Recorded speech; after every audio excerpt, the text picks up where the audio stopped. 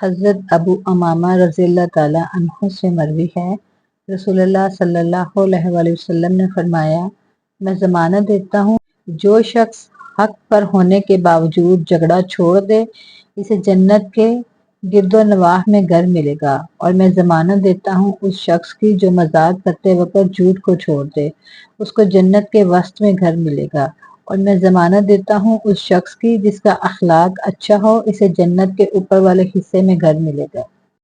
حضرت ابو امامہ رضی اللہ تعالیٰ عنہ بیان کرتے ہیں کہ میں کلمہ پڑھ کر مسلمان ہوا تو آپ صلی اللہ علیہ وسلم نے میرا جذبہ دیکھ کر مجھے میرے قبیلے کی طرف حاکم بنا کر بھیجا۔ جب میں اس قبیلے کے لوگوں کے پاس پہنچا تو مجھے شدید بھوک لگی ہوئی تھی اور وہ کھانا کھا رہے تھے۔ مجھے دیکھ کر وہ میرے پاس آئے اور مجھے بڑی عزت دی، خوش آمدید کہا، لیکن جب میں دسترخوان کے قریب ہوا تو میں کیا دیکھتا ہوں کہ وہ تو خون پی رہے تھے۔ تو میں نے خون پینے سے انکار کر دیا تو انہوں نے کہا کہ محسوس ہوتا ہے کہ تو بے دین ہو چکا ہے۔ میں نے کہا نہیں، بلکہ میں تو اللہ اور اس کے رسول پر ایمان لایا ہوں اور مجھے محمد صلی اللہ علیہ وآلہ وسلم نے آپ کی طرف بھیجا ہے تاکہ میں آپ کو اسلام کی دعوت دے سکوں۔ اتنی بات سننا تھی کہ وہ لوگ سب میرے مخالف ہو گئے، اور فرماتے ہیں کہ انہوں نے مجھے چٹلایا اور مجھے دھمکیاں دی، اور مجھے شدید پیاس لگی ہوئی تھی۔ میں نے نڈال ہو کر ان سے کہا کہ کم از کم مجھے تھوڑا سا پینے کے لیے پانی تو دے دو۔ وہ جواب میں کہنے لگے، ہم تجھے کبھی بھی پانی نہیں دیں گے، جاؤ تم پیاس سے ہی مر جاؤ۔ سیدنا ابو امامہ فرماتے ہیں کہ مجھے سخت پیاس اور بھوک تھی، سفر کی تھکان تھی، میں نڈال ہو گیا اور میرا دم گھٹنے لگا۔ اسی بے بسی کی حالت میں میں تپتی گرم ریت پر اپنی پگڑی پر سر رکھ کر سو گیا۔ جب نیند آئی تو میرے پاس دودھ لایا گیا۔ لوگوں نے اس قدر لذیذ دودھ کبھی نہ دیکھا نہ لیا ہوگا۔ جب میں نے جی بھر کر پیا تو مجھے ہوش آ گئی اور میں اس قدر سیراب ہو چکا تھا کہ میرا پیٹ بڑا ہو چکا تھا۔ اسی دوران میری قوم کے کچھ سمجھدار لوگوں نے میرے شدید مخالفوں کو برا بھلا کہا اور کہا کہ تم اس سے اچھا سلوک نہ کرو، لیکن کم از کم اسے پانی تو پلاؤ، کچھ ہی کھلا دو۔ اس کی تعلیم کو ماننا یا نہ ماننا بعد کی بات ہے۔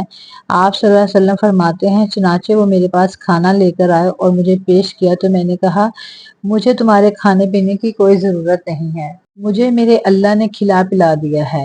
تو ابو امامہ کہتے ہیں کہ میں نے پیٹ سے کپڑا ہٹا کر اپنا پیٹ دکھایا، تب جا کے انہیں یقین ہوا کہ واقعی کھانے پینے سے سیر ہوں، تو وہ سارے کے سارے مسلمان ہو گئے۔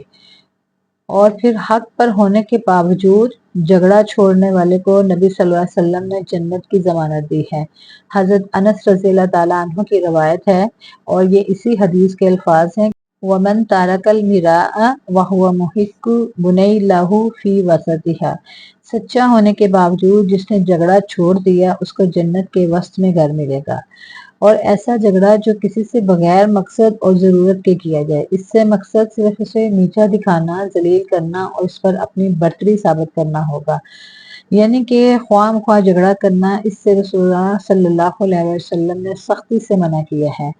حضرت عائشہ رضی اللہ تعالیٰ سے مروی ہے کہ رسول اللہ صلی اللہ علیہ وسلم نے فرمایا، ابغض الرجال الی اللہ العز الخصم، سب سے زیادہ ناپسندیدہ آدمی اللہ کے ہاں وہ ہے جو ہٹ درم سخت جھگڑالو ہے۔ حضرت ابن عباس سے مروی ہے کہ رسول اللہ صلی اللہ علیہ وسلم نے فرمایا کہ مجھے اتنا ہی گناہ کافی ہے کہ تو ہمیشہ جھگڑا کرتا رہے۔ تو اللہ تعالیٰ نے کفار کی مذمت میں فرمایا۔ حضرت عبداللہ بن مسعود رضی اللہ تعالیٰ سے روایت ہے کہ رسول اللہ صلی اللہ علیہ وسلم نے فرمایا کہ مسلمان کو گالی دینا گناہ اور اس سے لڑائی جھگڑا کرنا کفر ہے۔ انسان وجود کے لحاظ سے بڑا اچھا ہو لیکن اس کی عادتیں، اس کے بولنے کا انداز اگر اچھا نہ ہو تو وہ اپنے ماں باپ کے لیے بھی بوجھ بن جاتا ہے۔ اخلاق کا مطلب یہ نہیں کہ میٹھا بولنا، اخلاق کا مطلب یہ ہے کہ اچھی عادتیں اپنانا۔ اخلاق کا میٹھا بولنا اخلاق کا ایک حصہ ضرور ہے، زبان میٹھی ہونی چاہیے، لیکن کل اخلاق یہ نہیں ہے۔ بہت سارے لوگ ایسے ہوتے ہیں جو کسی سے جب ملتے ہیں تو وہ اٹھ کر ملتے ہیں، خندہ پیشانی سے ملتے ہیں، لیکن جو ہی وہ بندہ اٹھ کر جاتا ہے تو وہ اسی کے خلاف جو ہے وہ بڑی بڑی باتیں بناتے ہیں۔ تو یہ اخلاق تو نہ ہوا، یہ اخلاق والے لوگ تو نہیں ہیں، یہ دو منہوں والے لوگ ہیں، یعنی منافقین ہیں۔ تو ایسے شخص کو نبی صلی اللہ علیہ وسلم نے لعنتی فرمایا ہے۔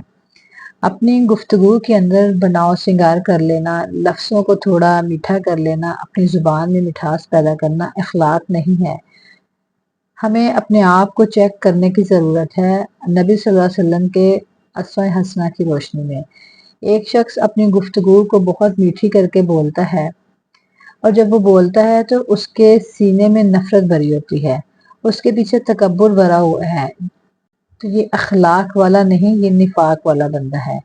اخلاق یہ ہے کہ انسان کا ظاہر اور باطن ایک جیسا ہو، انسان کے اندر دوسروں کے لیے خیر خواہی ہو۔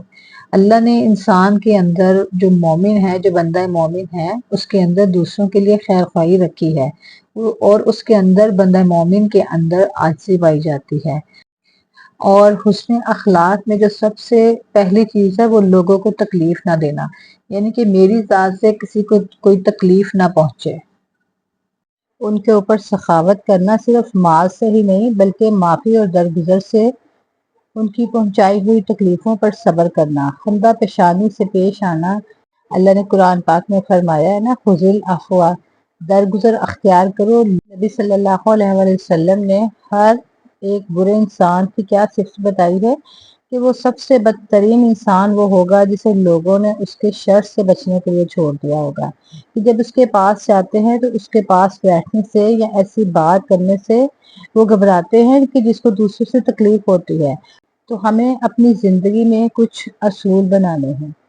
سب سے پہلے ہمیں اللہ سبحانہ تعالیٰ سے اپنا تعلق مضبوط کرنا ہے، اللہ کے رب ہونے پر راضی رہنا ہے، دل کی خوشی کے ساتھ اللہ کے احکامات پر عمل کرنا ہے۔ یہ حسن اخلاق کی بنیادیں ہیں، اور اخلاق کا سورس تو صرف قرآن پاک ہے۔ ہمیں جو ملتا ہے وہ قرآن سے ہی لینا ہے۔ قرآن ہمارے لیے سفینہ حیات ہے۔ پھر ہم نے یہ دیکھنا ہے کہ عبادت میں ہمیں راحت کیسے ملتی ہے یا نہیں۔ میری عبادت باعث راحت ہے کہ نہیں، مجھے نماز کا انتظار رہتا ہے یا نہیں، میں شوق سے نماز کی طرف جاتی ہوں یا نہیں۔ اور پھر جھوٹ کے بارے میں نبی صلی اللہ علیہ وسلم نے منع فرمایا ہے، کیونکہ جھوٹ جو ہے وہ انسان کو جہنم کا راستہ دکھاتا ہے۔ اور پھر قرآن پاک میں ہے کہ جھوٹ سے بچو، اس لیے کہ جھوٹ برائیوں کی طرف لے کر جاتا ہے، اور برائیاں انسان کو جہنم تک لے جاتی ہیں۔ اور جب انسان جھوٹ بولتا رہتا ہے اور جھوٹ تلاش کرتا رہتا ہے، یہاں تک کہ وہ اللہ کے ہاں جھوٹا لکھ دیا جاتا ہے۔